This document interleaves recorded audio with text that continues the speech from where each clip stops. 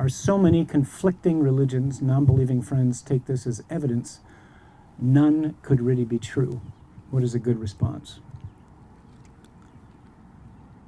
Well, I would ask the question, why do you think that?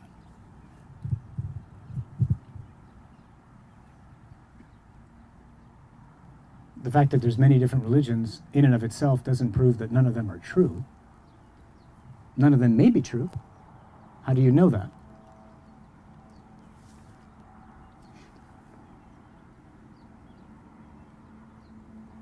Can you give an explanation for your faith?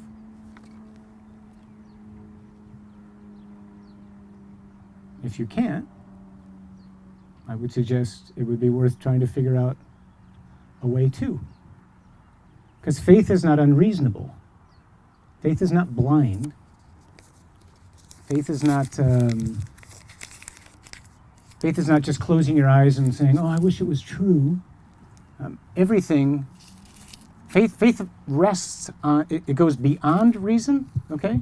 But faith is reasonable. I have reasons to think that certain things are true. The only reason anybody should be, whether it's Christian or Catholic or Baptist or Buddhist or Muslim or whatever, is because it's true. If this is not true, go home. Or go out. Do something else. So faith goes beyond reason, but faith is not unreasonable. So I would suggest it begins with an intelligent, calm conversation about the essence of the whole thing in regards to Christianity, which would be the resurrection. What reasons do we have to think that Jesus is in fact alive and risen from the dead? I've been ordained 20 years. I've buried, I don't even know how many hundreds of people. I've never had dinner with any of them after I buried them. Never saw one of them. Never talked to them. Never went in a car with any of them. They never sat up in the casket. Right? I mean, what does everybody know here, right? Dead people stay dead.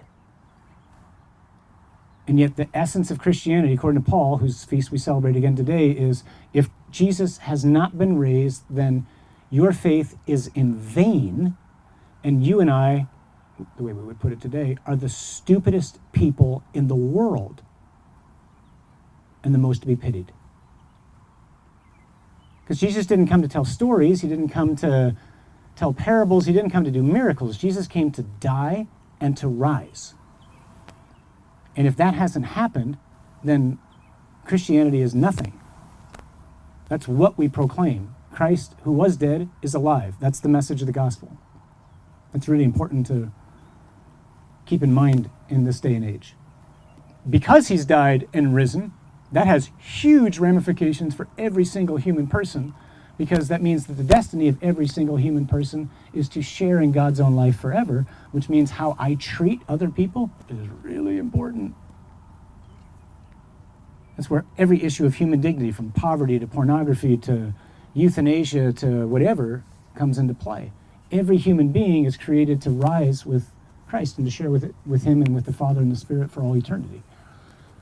But the crux of it all is the resurrection. If someone were to ask you, what reasons do you have to think that Jesus is risen from the dead? And if you don't have any, they shouldn't be Christian.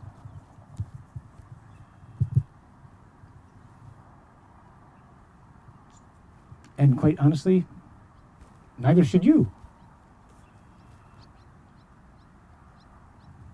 There's an awesome book by a guy named N.T. Wright. It's probably the best book on the resurrection that I know of. It's simply called The Resurrection of the Son of God. It's about that thick. But it's such a great book because it doesn't argue against straw men. You know, it doesn't take the weakest arguments. We have to be able to answer the best arguments about all this.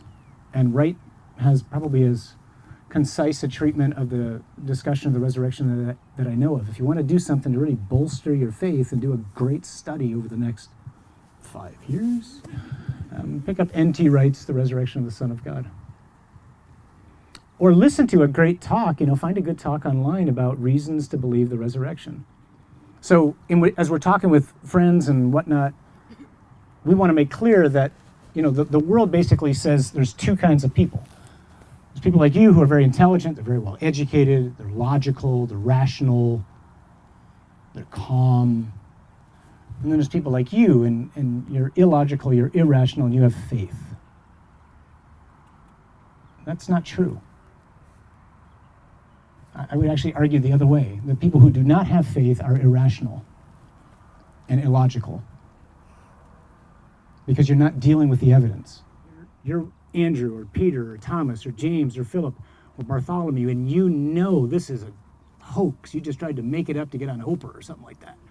You want to do a book deal with the New York Times. I mean, you know this is not true. The moment that they start pounding the nail into your hand, the game is up. You're going to go, wait, I remember. Sorry. Yep. He's in the garage. 3rd floor panel. There's a basket of cheese on top. Rotten. To hide the smell. You'll talk. Everybody talks. None of them talked. Not only did they not talk, they died praying for mercy for the people who were killing them.